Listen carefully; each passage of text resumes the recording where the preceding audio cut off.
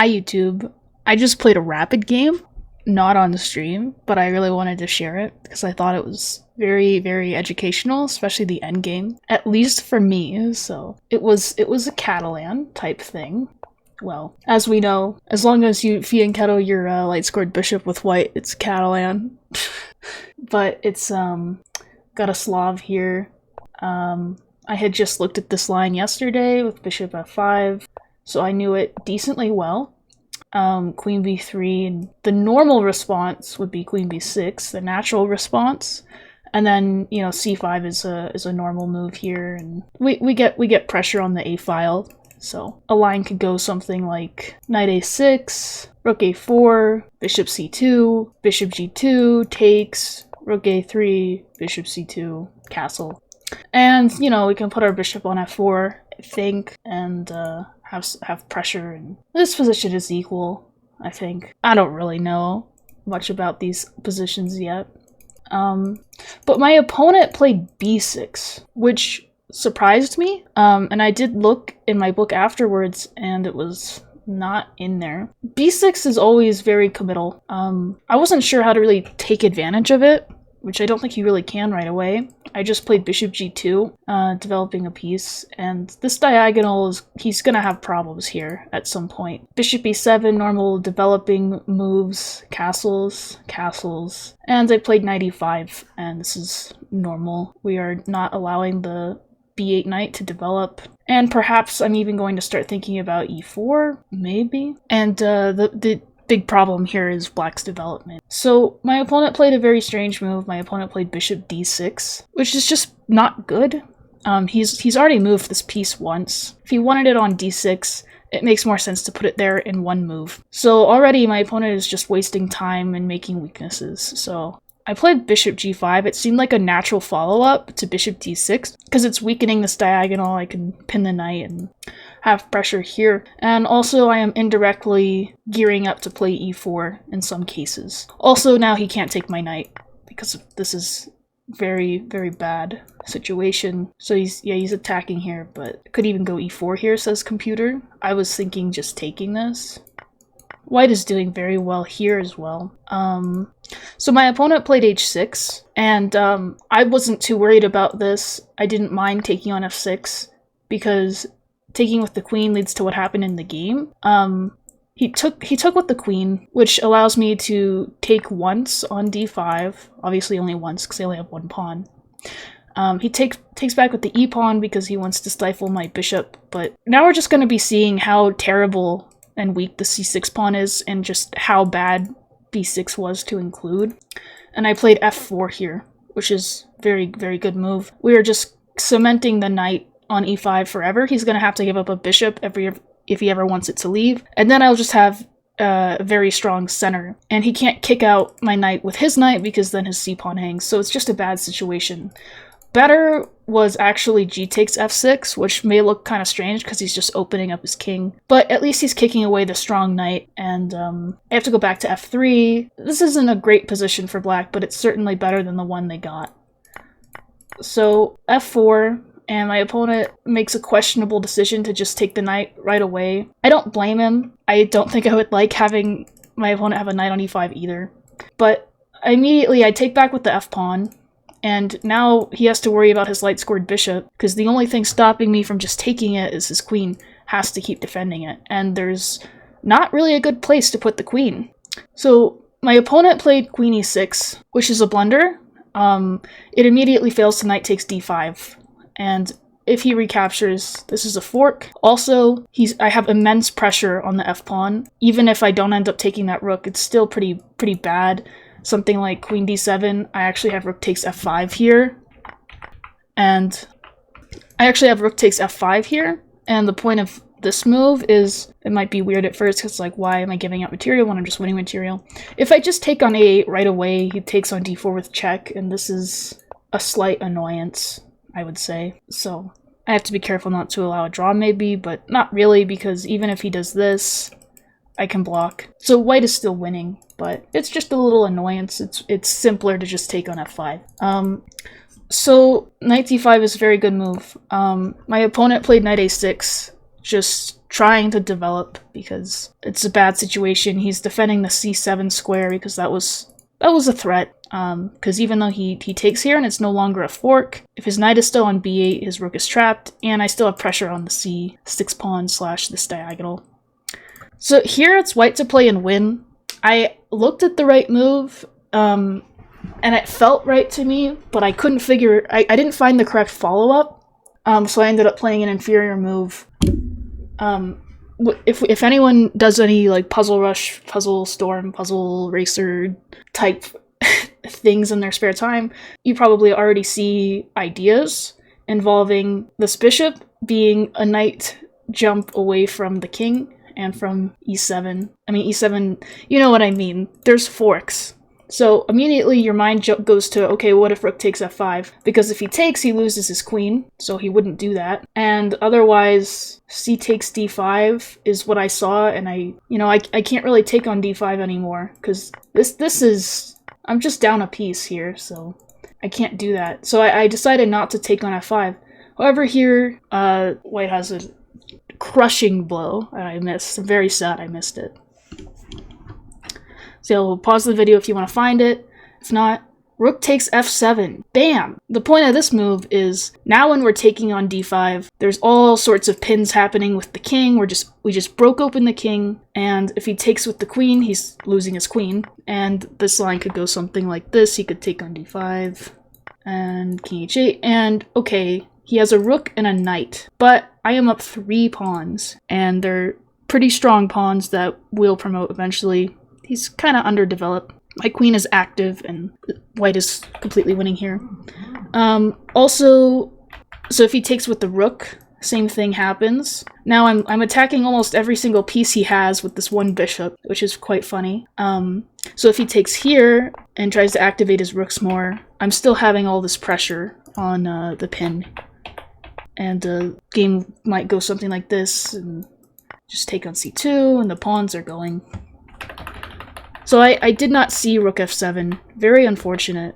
Yeah, and he doesn't really have any other good options. I'm just taking here, regardless of what he does next. So I still tried to make that flavor of tactic work. So I played knight e7. I played knight e7 here, which is a blunder. White is still, I'm still +4, but it could have been +8. And it, like, this was just a fancy trade. I was just taking his bishop for my knight and opening up my bishop and activating pieces, getting ready to create more pressure on the f-file. So white is still winning here, but it was a nice shot that I missed. Rook c8, just piling up pressure here. This is a classic, maybe not classic because there are a lot of other factors at play for why this is so much better for white, but it's a case of good bishop versus bad knight, which will come into play later because I did end up messing this up. This was a rapid game on Lichess with no delay or increment. So he plays queen b4. He'd like to trade queens. And if I just simply trade the queens, it's still very good for me, but I have a better move here. Rook takes f7 is what I played, and he doesn't have time to take here, and I'm not going to recapture. I have an intermezzo of taking on f8 with check, because yeah, if I take here, I'm losing because he takes my rook. And I do not have enough compensation. But I take on f8 with check, takes, and this endgame, completely winning for me. I was excited to play it. I kind of found the only way to mess it up. It was quite amazing, actually. But now we have a case of good bishop versus bad knight, plus 2 pawns. I have 2 extra pawns here, and one is a pass pawn. So he plays knight b4, he's defending a c-pawn, activating his knight, and trying to get behind my pawns to harass them. And here I made my first mistake of the game, like true mistake, I think. I wanted to get the pawns rolling. I don't know how much time I had here. Maybe I can check. So I had about 5 minutes left, so I used like half my time to get here. And I played this move e4, which is what we call an overextension. I just wanted to get my pawns rolling as soon as I could, because they seemed very strong and unstoppable.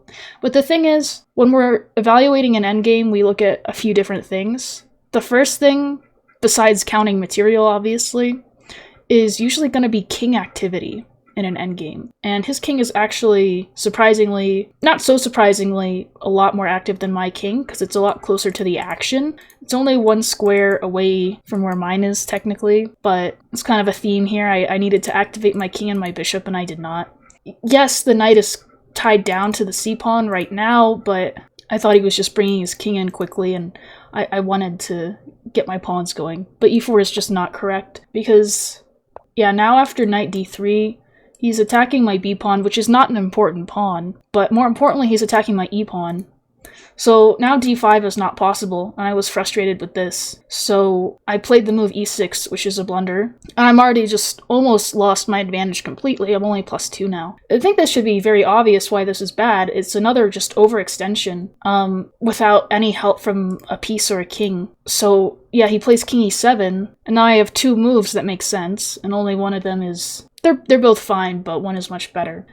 Better instead of e6 here is just to play bishop f1 and just kick the knight away. And this is a common little pattern here. So the knight doesn't have many squares to go to at all. It can only go to d1 to escape. And then I can easily just take that square away with bishop e2. And now that the knight is in jail, I can just bring my king in and help move the pawns forward, because they can't promote by themselves.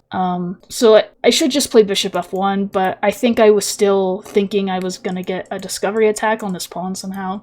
Doesn't make sense. e6 is horrible. And then here, yeah, I couldn't decide between these 2 moves because it looked like a trade either way. I'm trading this pawn for this pawn, or trading this pawn for this pawn. So if d5, this position is really kind of hard to win for white at this point, because with our light scored bishop, we want our pawns on dark squares, not only because they get in the bishop's way, but also because they kind of work in harmony, the pawns controlling the dark squares and the bishop controlling the light squares.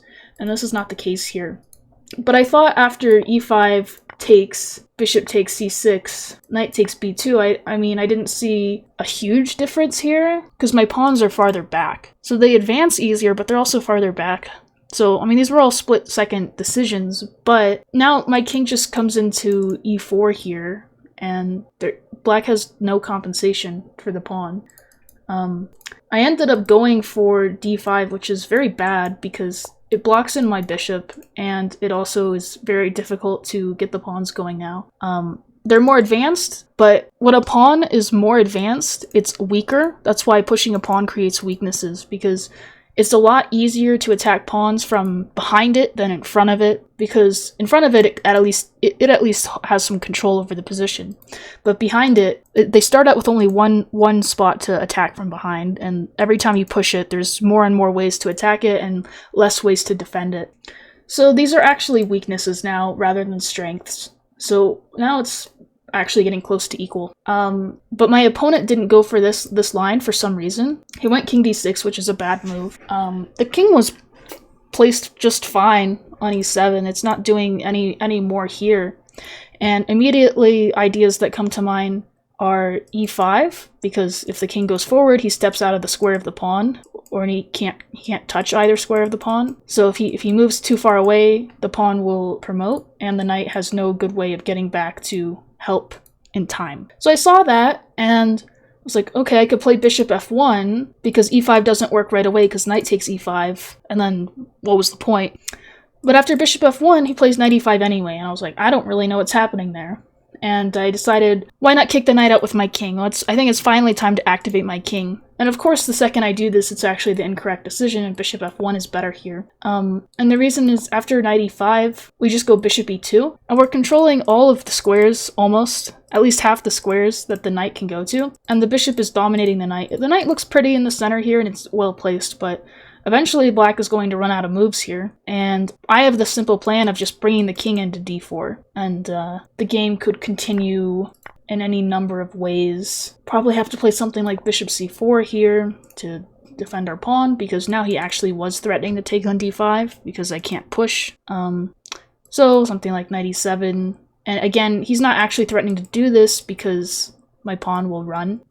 And b4 here to make extra space for the bishop, and then bring the king in. And that is a winning plan, because he can't be 3 places at once. So we go back, and I played king f1, which isn't very good. Because now my opponent takes, and he played knight takes b2, which I thought was not going to be possible because I saw this idea that the knight is probably getting trapped. All I have to do is bring my king in. So it's confused me a little, and I wasn't really thinking very much at this point because I had about 3 minutes now.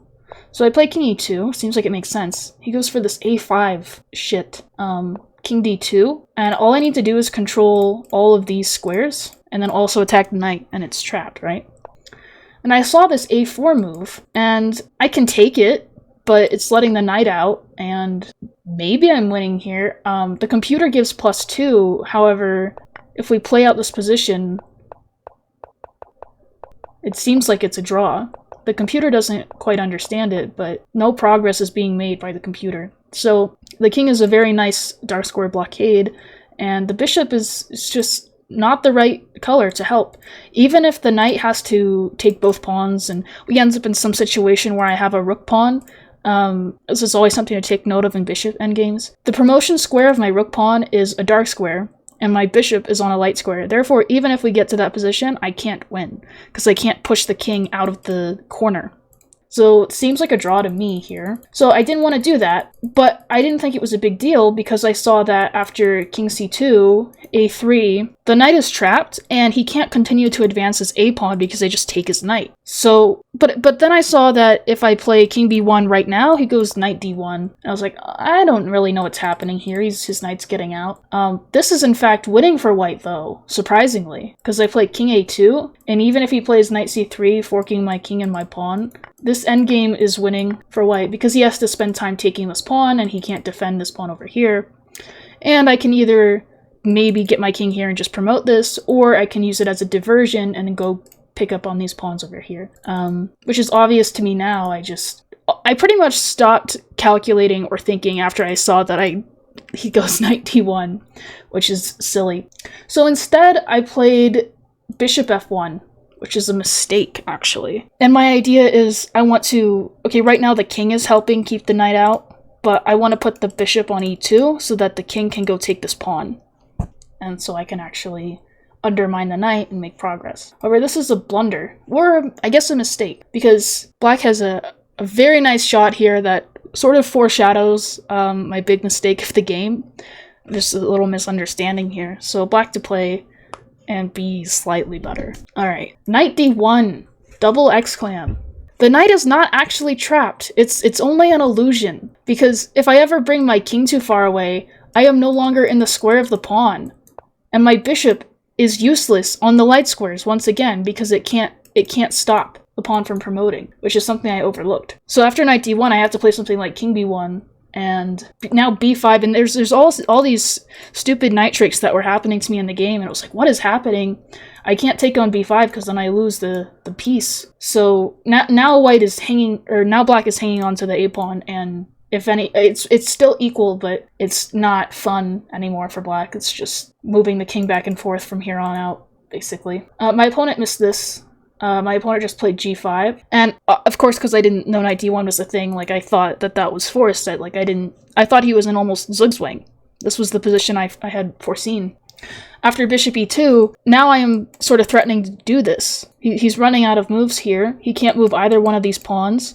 I thought I was completely winning here.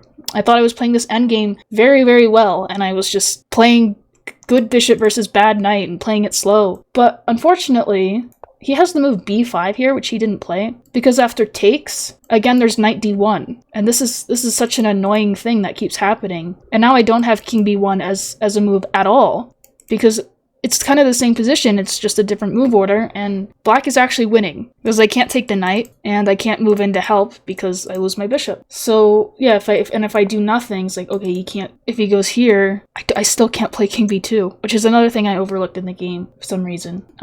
But my opponent played king e7 like I expected, because we were on the same page here, and we both thought that he was in zugzwang. And now I saw king b1, and king b1 apparently is winning. But king b1, I was like, oh, but he goes b5 here, and if I take, he gets his knight out. But who cares? I made another pass pawn. Who cares? But But I was still under the impression that I could play this in many ways and be winning. So I saw the move b4, and I saw, okay, I am relinquishing control over these squares with my pawn. But even if he goes to this square, because this is still controlled, even if he goes to this square, there's no way of getting out. So if he goes knight a4, I saw king b3, and the knight is trapped.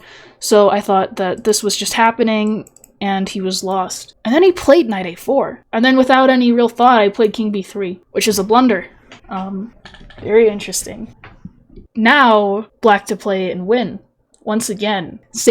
Pretty much same idea with knight d1. But yeah, a2. And my stupid fucking bishop. I can't take the knight because he promotes. I can't play king b2, which I think in my head, a long time ago when the knight was on b2, it was cemented in my head that a2 is never possible because it gives up control over b2 and I just go take the pawn. But when the knight moves, this is the Doof principle of knights? Or no, it's not exactly the Doof principle of knights. When a piece moves off of a square, it is now controlling that square. And sometimes I mix this up with pawns where in my head, I don't have a conscious thought about this, but in my head, the rule sometimes becomes the same for pawns, but that's actually not true of pawns. When a pawn moves, it's no longer controlling that square. So I make mistakes like that sometimes in Blitz. But anyway, now the best I have is actually just giving him a piece. And this is still a very interesting position, actually, because the knight is still a terrible piece. It's very badly placed. And I still have these pawns here, and at first it may look like I thought I still might be able to hold this. I played king c4, king d6, and after king b5, I thought I was doing well here, because I only looked at this check, and I saw that this isn't working for him, because I play e7, and other than that, now I have 3 passed pawns, and it's looking difficult. He does have knight f5 here, apparently. So even this is still losing for me, because he just controls this square, takes this pawn, and then the knight can stay over here to take, and then we just go, we take the pawns. But my opponent played this check, which is even better. I was like, oh shit. He takes with check, and he's picking up this pawn. My last hope is just pushing the pawn as far as it will go. I don't want to push it on a square where the knight can take it, because that endgame is just losing for me, because my king is so far away from the pawns. But if I just keep kicking his knight around, that would be my only chance for maybe a draw. So that's what I decided to go for. And we got to this position, and my opponent actually repeated moves, because he didn't see anything else. He probably saw this move, and he saw that this is a draw, because here, he's actually losing. The knight is trapped once again, and my pawn is a lot faster than his, so he probably saw that. He probably saw that this check isn't leading to anything, because I just go king d5, and he can either repeat, he has to keep controlling that square. If he goes too far away or something, b6, I think I am drawing this, but actually king d4 here is even better, and we're forcing him to a worse square.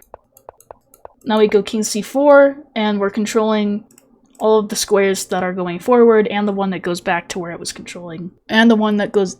Anyway, no one cares. Okay, but anyway, so that's probably what he saw. All he needs to do, though, is create space in between his knight and my king. One more space than there already is. So he needs to go...